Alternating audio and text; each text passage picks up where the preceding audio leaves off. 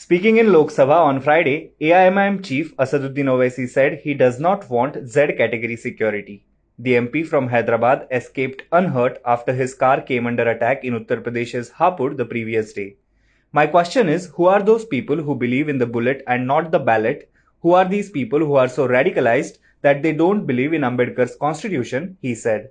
Owaisi went on to say that radicalization of youth endangers the country. Those who are radicalizing individuals, why are they not being booked under UAPA? If someone gives an inflammatory speech, they are not booked under UAPA, but someone reacting to a cricket match has to face this stringent law, said Asaduddin Owaisi.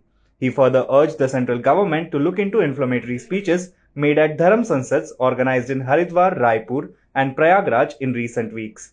Referring to the attack on his life, Asaduddin Owaisi said in the Lok Sabha, I do not want Z category security. I want to live a free life, not one where I have to suffocate. I will never take Z security. I don't want to be suffocated. End the hate. The AIMIM leader also said that when there was a lapse in PM Narendra Modi's security during the Prime Minister's visit to Punjab, he was the only leader from the opposition to term the breach condemnable. मैं Z category security नहीं चाहिए मुझे, मैं हरगिज नहीं चाहिए मुझे। मैं 94 से पॉलिटिक्स में हूं। मैं आजाद जिंदगी गुजारना चाहता हूं। मैं घुटन के साथ जिंदा नहीं रह सकता इस दुनिया में।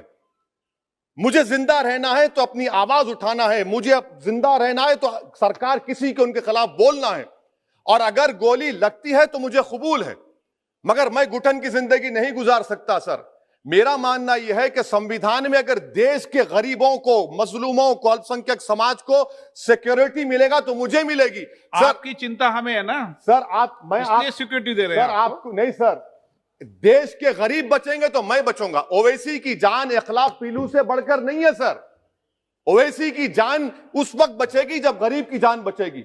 इसीलिए मैं आपके जरिए सरकार से अपील करना चाहूंगा कि सर, इस नफरत को खत्म करिए, इस नफरत को खत्म करिए और इस पर आप गौर करिए।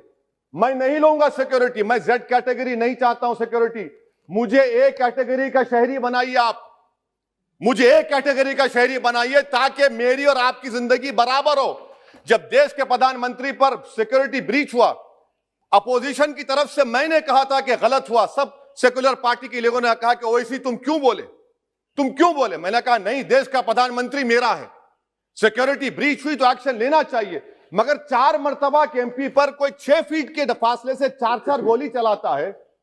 मुझे मौत है, हम सबकी मौत है, मगर मैं इन गोली चलाने वालों से डर कर खामोश नहीं बैठने वाला हूं।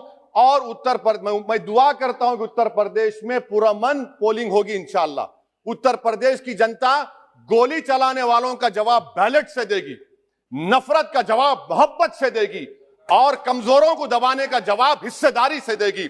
मेरी आपसे गुजारिश है सर कि मुझे Z कैटेगरी नहीं चाहिए, मैं रिजेक्ट करता हूं।